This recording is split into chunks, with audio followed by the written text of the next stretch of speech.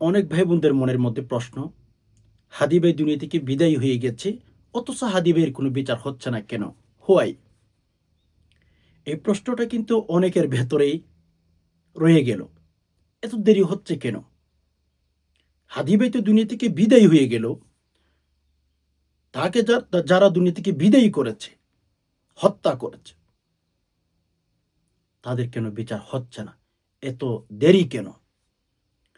সম্মানিত দিনী ভাই বোন, ইসলামের কিছু ইতিহাস আপনাদের সামনে তুলে ধরার চেষ্টা করব।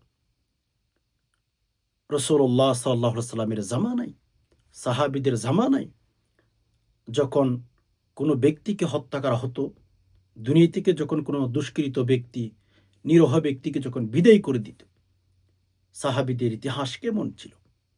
রাসূলুল্লাহ সাল্লাল্লাহু আলাইহি সাল্লামের ডিসিশন সিদ্ধান্ত কেমন ছিল? অলমোস্ট সেগুলো আপনাদের সামনে তুলে ধরার চেষ্টা করব। কারণ এজ এ মুসলিম হিসেবে অবশ্য আমাদের ইসলামের ইতিহাস জানা থাকতে হবে। রাসূলুল্লাহ সাল্লাল্লাহু আলাইহি সাল্লামের কালচার, সভ্যতা, সিদ্ধান্ত কেমন ছিল? আসুন, ১ম নাম্বারে যদি আমি আপনাদেরকে বলি, সুমাইয়া রাদিয়াল্লাহু তাআলা আনহাকে মক্কার জমির একেবারে শুরুর দিকে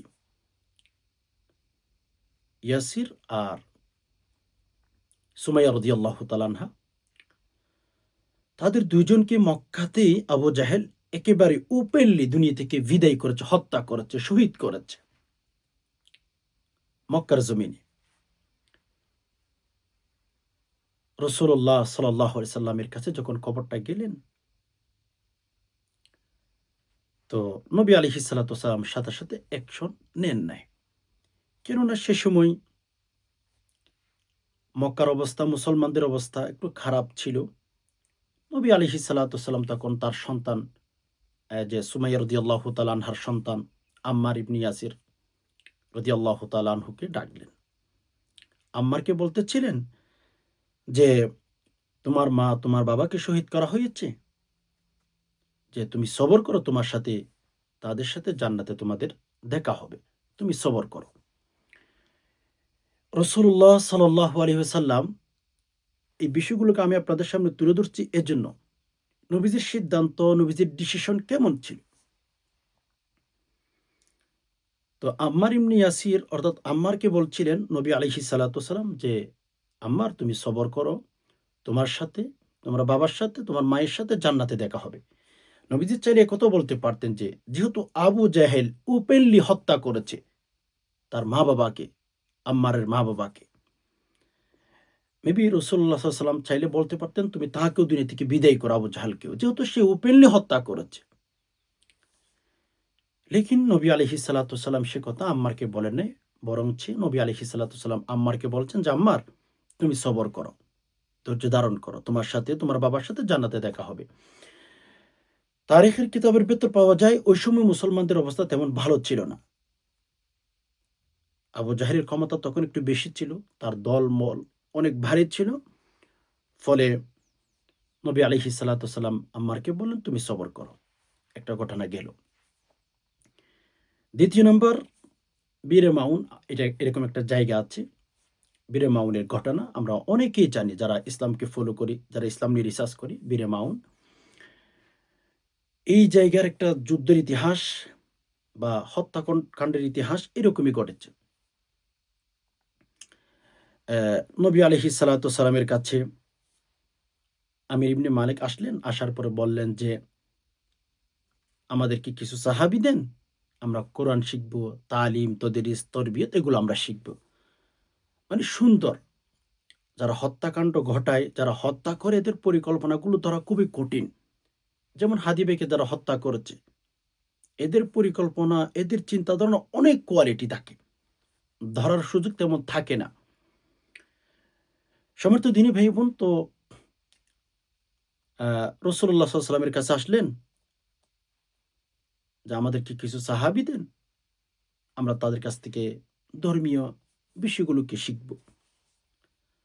আমির ইবনে মালিক আসার পরে তাদেরকে কিছু সাহাবী দেওয়া হলো যে তাদেরকে যেন আ ধর্মীয় কিছু শিক্ষা তাদেরকে দিতে পারে। এভাবে আমির ইবনে মালিককে কিছু সাহাবী দেওয়া হলো, কিছু লোক দেওয়া হলো। তাদেরকে যেন শিক্ষা দিতে পারে। তো কিছু দূর যাওয়ার পরেই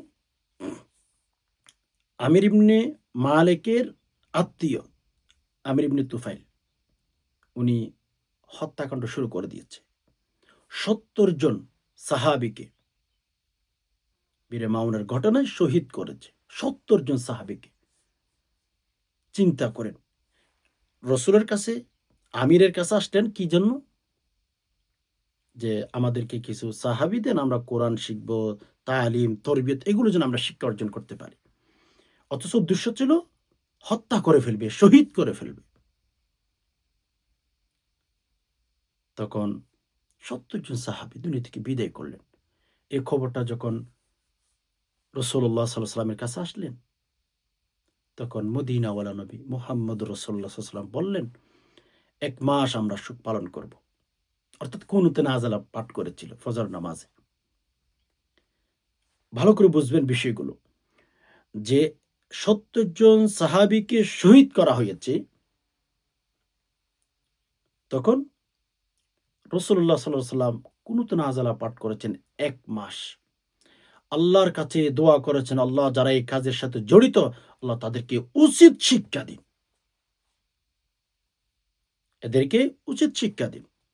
অর্থাৎ আমাদের দেশে যে শোক পালন করে ওইগুলো আরকি। এরপর আরেকটা ঘটনা পাওয়া যায়, আমি সংক্ষিপ্তভাবে বলি।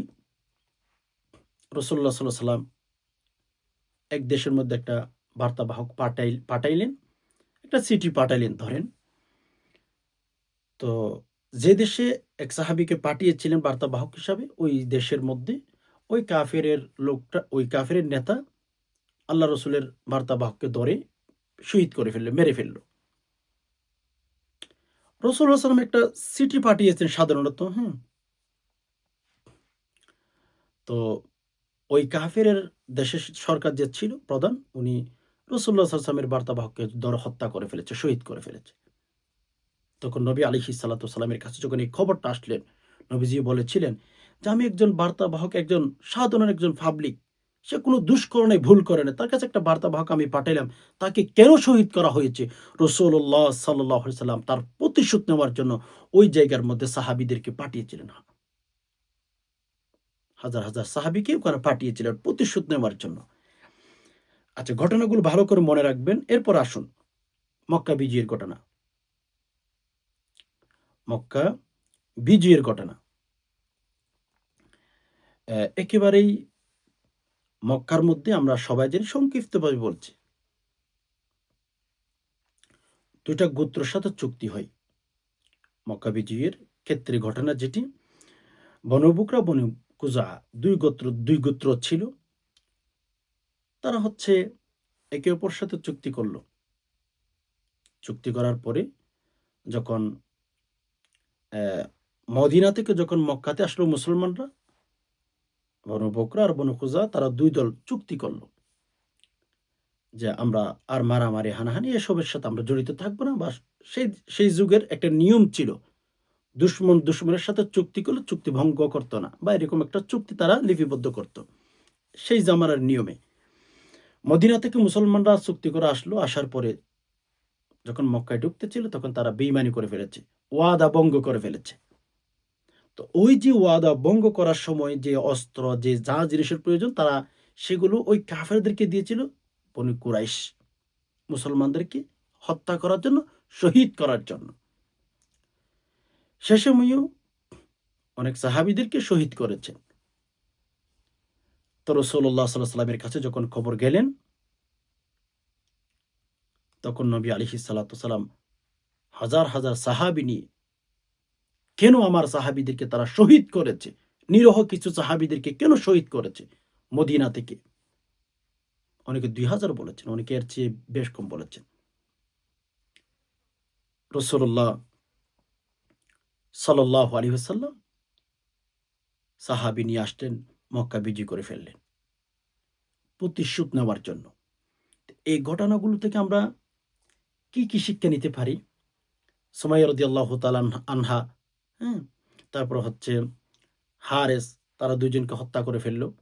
তখন তার সন্তান আম্মারকে কি বললেন? নবী আলাইহিস সালাতু ওয়াসালাম সবর করতে বলেছেন। অ্যান্ড মক্কার বিজয়ের ঘটনা, সাহাবীদের সাথে যখন ওয়াদা ভঙ্গ করে ফেলল মক্কার কাফেরগণ তখন নবীজি প্রতিশোধ নেওয়ার জন্য এসেছেন। আর ওই সময়ের মধ্যে আল্লাহ সুবহানাহু ওয়া তাআলা তাদেরকে মুসলমানদেরকে বিজয় দান করেছেন। সাহাবীরাই বিজয় হয়েছিলেন। আচ্ছা দেখুন এখান থেকে আমরা ১ম এর ক্ষেত্রেই রাসূল সবর করার কথা বলেছিলেন। কেননা সে সময় আবু জাহেলের ক্ষমতা বেশি ছিল বিদায়। আর মক্কা বিজয়ের সময় যে সময় প্রতিশোধ নেওয়ার জন্য রাসূলুল্লাহ সাল্লাল্লাহু আলাইহি ওয়াসাল্লাম মক্কাতেই সাহাবীদেরকে পাঠিয়েছিলেন, তখন কিন্তু মুসলমানরা অনেক শক্তিশালী ছিল। মদিনায় রাসূলুল্লাহ সাল্লাল্লাহু আলাইহি ওয়াসাল্লামের কথাই চলত। রাসূলের কথা মতো জীবন কাটাইতো মদিনার মানুষগুলো। অর্থাৎ শক্তিশালী ছিল নবী আলাইহিস সালাতু ওয়াসালাম। তখন মক্কায় প্রতিশোধ নেওয়ার জন্য পাঠিয়েছিলেন। তো রাসূলুল্লাহ সাল্লাল্লাহু আলাইহি ওয়াসাল্লামের বিভিন্ন সময় বিভিন্ন মতামত। একেক সময় কুনুত নাযিলা পাঠ করেছেন, একেক সময় প্রতিশোধ নিয়েছেন। তো আমরা যে এখন বর্তমান সময়ে আছি, হাদী ভাইকে দুনিয়া থেকে যারা হত্যা করে বিদায় করে দিয়েছে, এখন আমরা কিন্তু দুর্বল নই। এখন আমরা ওই যে রাসূলুল্লাহ সাল্লাল্লাহু আলাইহি ওয়াসাল্লাম আ যখন সুমাইয়া রাদিয়াল্লাহু তাআলা আনহাকে হত্যা করল আবু জাহেল, তখন সবর করতে বলেছিলেন। তখন কিন্তু মুসলমানদের অবস্থা একটু খারাপ ছিল। তো পরিশেষে মক্কা বিজয়ের সময় শক্তিশালী মুসলমানরা। তেমনিভাবে এখন আমরা যারা মুসলমান আছি, আমরা কিন্তু ওই আবু জাহেল যে ক্ষমতা ছিল ওইরকম না। এখন মুসলমানদের হাতেও ক্ষমতা আছে।